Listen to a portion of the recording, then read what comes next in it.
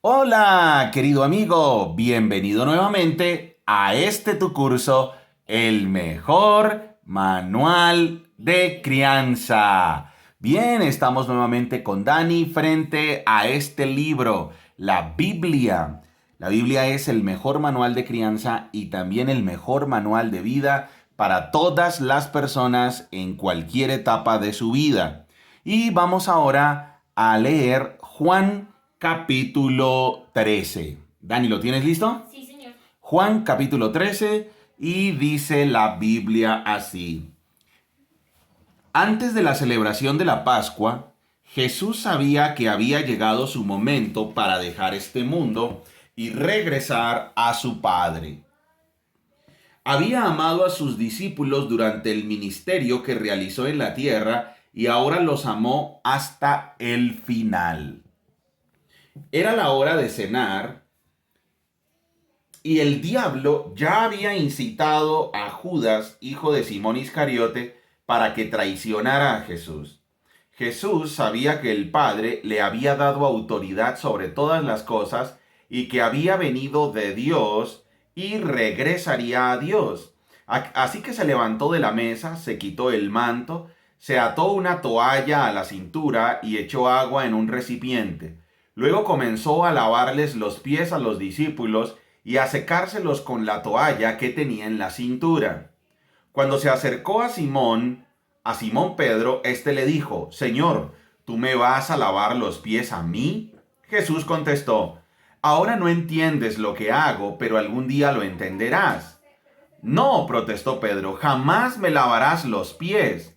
Si no te lavo, respondió Jesús, no vas a pertenecerme. Entonces lávame también las manos y la cabeza, Señor, no solo los pies, exclamó Simón Pedro. Jesús respondió: Una persona que se ha bañado bien no necesita lavarse más que los pies para estar completamente limpia, y ustedes, discípulos, están limpios, aunque no todos. Pues Jesús sabía quién lo iba a traicionar. A eso se refería cuando dijo: no todos están limpios. Después de lavarles los pies, se puso otra vez el manto, se sentó y preguntó: ¿entienden lo que acabo de hacer? Ustedes me llaman maestro y señor, y tienen razón, porque es lo que soy. Y dado que yo soy su maestro, su señor, les he lavado los pies. Ustedes deben lavarse los pies unos a otros. Les di mi ejemplo para que lo sigan. Hagan lo mismo que yo he hecho con ustedes. Les digo la verdad, los esclavos no son superiores a su amo, ni el mensajero es más importante que quien envía el mensaje. Ahora que saben estas cosas, Dios los bendecirá por hacerlas. No les digo estas cosas a todos ustedes. Yo conozco a los que he elegido, pero es para que se cumpla la escritura que dice: el que come de mi comida se ha puesto en mi contra. Les aviso de antemano, a fin de que cuando suceda, crean que yo soy el Mesías. Les digo la verdad, todo el que me recibe a mí, todo el que recibe a mi mensajero, me recibe a mí, y el que me recibe a mí, recibe al Padre, quien me envió. Entonces Jesús, muy angustiado, exclamó: les digo la verdad, uno de ustedes va a traicionarme. Los discípulos se miraron unos a otros sin saber a cuál se refería Jesús. El discípulo a quien Jesús amaba estaba sentado a la mesa a su lado. Simón Pedro le hizo señas para que le preguntara a quién se refería. Entonces ese discípulo se inclinó hacia Jesús y le preguntó: Señor, ¿quién es? Jesús le contestó: es aquel a quien le doy el pan que mojo en el plato. Y después de mojar el pan, se lo dio a Judas, el hijo de Simón Iscariote. Cuando Judas comió el pan, Satanás entró en él. Entonces Jesús le dijo: apresúrate a hacer lo que vas a hacer. Ninguno de los demás que estaban a la mesa entendió lo que Jesús quiso decir. Como Judas era el tesorero del grupo, algunos pensaron que Jesús le estaba diciendo que fuera a pagar la comida o que diera algo de dinero a los pobres. Así que Judas se fue enseguida y se internó en la noche. En cuanto Judas salió del lugar, Jesús dijo: ha llegado el momento para que el Hijo del Hombre entre en su gloria, y por causa de él Dios será glorificado. Y dado que Dios recibe gloria a causa del Hijo, le dará su propia gloria al Hijo, y lo hará de inmediato. Mis queridos hijos, voy a estar con ustedes solo un poco más de tiempo, y como le dije a los líderes judíos, ustedes me buscarán, pero no pueden ir donde yo voy. Así que ahora les doy un nuevo mandamiento: ámense unos a otros, tal como yo los he amado, ustedes deben amarse unos a otros. El amor que tengan unos por otros será la prueba ante el mundo de que son mis discípulos. Simón Pedro le preguntó: Señor, ¿a dónde vas? Y Jesús contestó: ahora no puedes venir conmigo, pero me seguirás después. ¿Pero por qué no puedo ir ahora, Señor? Le preguntó: estoy dispuesto a morir por ti. ¿Morir por mí? Le contestó Jesús. Pedro, te digo la verdad, mañana por la mañana, antes de que cante el gallo, negarás 3 veces que me conoces. Bien, hemos leído entonces Juan capítulo 13. Y aquí empieza la recta final del Evangelio de Juan. Aquí el Evangelio se ha dividido ya en dos. La primera parte desde el capítulo 1 hasta el capítulo 12, donde el autor ha demostrado que Jesucristo vino del Padre. El autor ha explicado que Jesucristo es Dios, que Jesucristo es el Verbo, la palabra, Jesucristo es la luz del mundo, Jesucristo es la resurrección y la vida, Jesucristo es el que da agua, que da vida. Jesucristo tiene comunión íntima con el Padre. Hasta aquí el autor ha explicado otro aspecto de lo que es nuestro Señor Jesucristo, y es que Él es Dios, el que viene del Padre, el que conoce al Padre y el que revela al Padre. Y ahora, desde el capítulo 13, empieza ya la recta final, donde se va a consumar, donde se va a llevar a cabo la misión a la cual vino nuestro Señor Jesucristo. ¿Cuál fue la misión a la que vino nuestro Señor Jesucristo? Nuestro Señor Jesucristo vino en una misión de rescate. Tengamos en cuenta que la misión principal de Jesucristo no fue venir a enseñar, aunque su ministerio se destacó por la enseñanza. La misión de nuestro Señor Jesucristo no fue entonces simplemente ser un buen líder. La misión de nuestro Señor Jesucristo fue venir a rescatar lo que se había perdido. Y entonces desde el capítulo 13 en adelante ya empieza a encaminarse el Evangelio hacia ese gran propósito. El Evangelio de Juan no pretende ser cronológico, el Evangelio de Juan pretende ser teológico. ¿Eso qué quiere decir? El Evangelio de Juan no pretende dar una historia detallada y ordenada en el tiempo. El Evangelio de Juan lo que pretende es ser temática y demostrar la divinidad, la deidad de Jesucristo, su eternidad y su relación única con el Padre. Eso es lo que ha pretendido el Evangelio de Juan. Por eso, en el capítulo 13, entonces dice que antes de la celebración de la Pascua, dice: Jesús sabía que había llegado su momento para dejar este mundo y regresar a su Padre. Si ven que aquí el relato ya de una vez cambia de matiz, cambia ya de intención, porque aquí ya se está encaminando entonces hacia la misión a la que él vino. Y entonces él aquí le lava los pies a sus discípulos porque les quiere mostrar una de las características de los verdaderos discípulos, y es la humildad. Recuerden que el cristianismo o ser discípulo de Jesucristo no se trata de jerarquías. Eso es en el ejército, ¿no? En el ejército es donde está la línea de mando y las jerarquías, y entonces están los soldados rasos, después siguen los capitanes, y así cada uno de los rangos hasta llegar al general supremo y al comandante en jefe. Entonces el capitán tiene que decirle mi coronel al coronel y está totalmente subordinado al coronel. Y el coronel tiene que decirle mi general al general y está totalmente subordinado. En el cristianismo no es así. En el cristianismo no hay una organización jerárquica donde haya uno que manda y los otros se subordinan a él. Eso es totalmente equivocado. La Biblia claramente demuestra que es todo lo contrario. En la Biblia se demuestra que el que quiera ser el mayor tiene que ser el servidor de los demás. El que quiera ser el jefe tiene que ser el más humilde. El que quiera ser el primero tiene que humillarse hasta lo sumo. Y eso es algo que nos debe quedar muy claro y eso lo dice claramente la Biblia frente a quién es Cristo. Cristo es Dios con nosotros, sin embargo Él viene y se humilla hasta lo sumo. Vamos a buscar esta explicación en el libro de Filipenses. Dani, vamos a Filipenses, por favor, campeón. Vamos a ir a Filipenses y vamos a encontrar esta verdad expresada ahí. Nuestro Señor Jesucristo quiere enseñar entonces que los verdaderos seguidores de Él son humildes. Miren lo que dice la carta de Pablo a los Filipenses en el capítulo 2. ¿Hay algún estímulo en pertenecer a Cristo? ¿Existe algún consuelo en su amor? ¿Tenemos en conjunto alguna comunión en el Espíritu? ¿Tienen ustedes un corazón tierno y compasivo?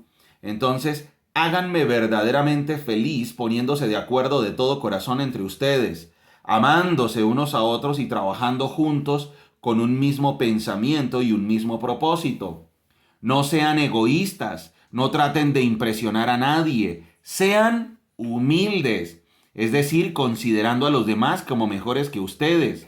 No se ocupen solo de sus propios intereses, sino también procuren interesarse en los demás. Tengan la misma actitud que tuvo Cristo Jesús, aunque era Dios, no consideró que el ser igual a Dios fuera algo a lo cual aferrarse. En cambio, renunció a sus privilegios divinos, adoptó la humilde posición de un esclavo y nació como un ser humano. Cuando apareció en forma de hombre, se humilló a sí mismo en obediencia a Dios y murió en una cruz como morían los criminales. Y aquí lo que está diciendo el autor en la carta a los Filipenses es: nosotros como discípulos de Jesucristo tenemos que tener la misma actitud que tuvo Cristo. ¿Cuál? Se humilló a sí mismo. Él vino como Dios y vino en forma de Dios, pero se hizo humano y se despojó de esos atributos divinos. O sea, él era Dios, 100% Dios. Sin embargo, se convirtió también en 100% hombre y se sometió al tiempo y al espacio, lo cual ya era humillante. Y además de ser hombre, se humilló a sí mismo y murió como un criminal, totalmente humillado. Y entonces lo que está diciendo aquí la carta a los Filipenses es: tenemos que tener la misma actitud que tuvo Cristo, una actitud 100% humilde. Humilde. Muy bien, María Paz. Una posición, una actitud humilde. Y entonces aquí tenemos la primera gran enseñanza de Juan capítulo 13. Y entonces llega y dice nuestro Señor Jesucristo: ¿entienden lo que acabo de hacer? Vamos a ir a Juan capítulo 13, versículo 12 nuevamente, campeón. Dice: ¿entienden lo que acabo de hacer? Ustedes me llaman maestro y señor y tienen razón porque es lo que soy. Y dado que yo, su señor y maestro, les he lavado los pies, ustedes deben lavarse los pies unos a otros. Eso era algo que hacían solo los esclavos, lavar los pies. Y por eso le está diciendo: si yo soy su maestro y señor, me he portado como un esclavo, les he servido, ustedes deben servirse en la actitud de esclavos unos a otros. O sea, está diciendo, esa es la actitud máxima de humildad. El cristianismo entonces no es por jerarquías. No es que el líder de una organización religiosa es el más importante, a él se le debe rendir pleitesía, él es el que hay que besarle los pies, besarle las manos. Eso es un error absoluto. Por grados. Dice: les di mi ejemplo para que lo sigan. Hagan lo mismo que yo he hecho con ustedes. Les digo la verdad, los esclavos no son superiores a su amo, ni el mensajero es más importante que quien envía el mensaje. Ahora que saben estas cosas, Dios los bendecirá por hacerlas. No les digo estas cosas a todos ustedes, yo conozco a los que he elegido, pero es para que se cumpla la escritura que dice, el que come de mi comida se ha puesto en mi contra. Aquí nuestro Señor Jesucristo está diciendo, bueno, y ahora viene uno que me va a traicionar. Dice además la Biblia que hay algo bien interesante respecto a Judas. Dice que Judas fue enseguida y se internó en la noche. Vamos a leer ese pasaje nuevamente. Entonces Jesús, muy angustiado, porque Jesús ya sabía el sufrimiento al que iba a ser sometido. Recuerden que desde el capítulo 13 en adelante, el Evangelio de Juan ya empieza con la recta final hacia la misión real de nuestro Señor Jesucristo, que es rescatar. Y para eso tenía que morir en la cruz, ser totalmente humillado, sacrificado totalmente, torturado, porque iba a recibir el castigo que merecían nuestros pecados. Entonces Jesús, muy angustiado, exclamó, les digo la verdad, uno de ustedes va a traicionarme. Los discípulos se miraron unos a otros sin saber a cuál se refería Jesús. El discípulo a quien Jesús amaba estaba sentado a la mesa a su lado. Simón Pedro le hizo señales para que le preguntara a quién se refería. Entonces ese discípulo se inclinó hacia Jesús y le preguntó, Señor, ¿quién es? Jesús le contestó, es aquel a quien le doy el pan que mojo en el plato. Y después de mojar el pan se lo dio a Judas. Y nuestro Señor Jesucristo le dijo, apresúrate a hacer lo que vas a hacer. Y los otros no sabían a qué se refería. ¿Cómo así? ¿Será que iba a comprar va a comprar con el dinero? ¿Va a comprar comida? ¿Le va a dar limosna a los pobres? ¿Qué va a hacer? Porque él era el tesorero del grupo. O sea, era el más digno de confianza era él. O sea, en el que más confiaban era el que no era del grupo. Era el traidor. ¡Ojo! Eso nos deja una gran enseñanza. Nosotros no tenemos ni idea del corazón de las personas. A veces confiamos en una persona sin saber cómo es su corazón. Ese es el caso, por ejemplo, de los abusadores, de los violadores de niños. Se le deja al niño al cuidado de la persona en la que más se confía. Y no, yo confío mucho en esa persona. Él jamás le haría daño a mis hijitos. Cuidado. Y así pasa en muchos aspectos de la vida. Y aquí pasó con los discípulos. Los 11 discípulos no tenían ni idea que Judas era el traidor. Sin embargo, en el capítulo 13, versículo 30 dice, así que Judas se fue enseguida y se internó en la noche. O sea, tomó la decisión de traicionar, tomó la decisión de despreciar a Dios. Y si desprecias, esto tiene un lenguaje intencional. ¿Quién es la luz del mundo? Jesucristo. ¿Y cuál es la antítesis de la luz? Las tinieblas, la oscuridad. ¿Qué es lo contrario del día? La noche. Y por eso aquí el autor dice, y Judas se internó en la noche. Judas se fue al lugar que eligió, la total y absoluta oscuridad. Muy bien, tenemos entonces grandes enseñanzas de este capítulo 13. Sigamos. Jesús predice la negación de Pedro. Pedro le dice de manera impulsiva, ¿no? Le dice, Señor, yo nunca te negaré, yo te seguiré a donde tú vayas siempre. Y entonces él le dijo, Pedro, ¿tú te vas a sacrificar por mí? ¿Vas a dar tu vida por mí? Y aquí lo que está diciendo el autor del Evangelio de Juan, lo que está demostrando es, era imposible que Pedro diera su vida por Cristo, porque la misión de Cristo era esa, dar su vida. O sea, Pedro no iba a ocupar el lugar de Cristo. Los papeles no se iban a invertir.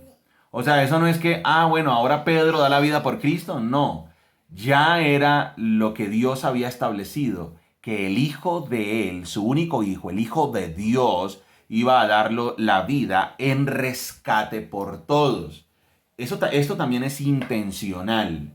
Aquí también el autor está diciendo, Pedro no es el que va a dar la vida, es Cristo el que va a dar la vida, y por eso nuestro Señor le dice, te digo, Pedro, que antes de que el gallo cante, me negarás 3 veces. Muy bien. Otra cosa importante que nos deja entonces este pequeño relato es que en el caso de Pedro no podemos confiar en nuestros esfuerzos humanos para ganarnos el cielo, no podemos confiar en nuestras fuerzas, en nuestras aptitudes para agradar a Dios y ganarnos el cielo, porque podemos fallar, somos débiles. Fue lo que le pasó a Pedro. Pedro no calculó que en sus fuerzas no podía. En sus fuerzas él estaba totalmente imposibilitado para hacer algo por Cristo. Muy bien, hemos terminado entonces la lección número 125 de este tu curso, el mejor manual de crianza. Así es, y entonces te felicitamos, amigo, por haber llegado hasta aquí. Juan capítulo 13. Gran conclusión que podemos sacar de este capítulo 13 y es: Jesucristo no fue un buen maestro simplemente. Jesucristo vino en una misión de rescate. Vino a rescatarnos para que tuviéramos vida. Muy bien. Recuerda que somos Margie y Daniel, familias saludables. Familias que se enfocan en lo importante. Hasta pronto, amigos. Chao.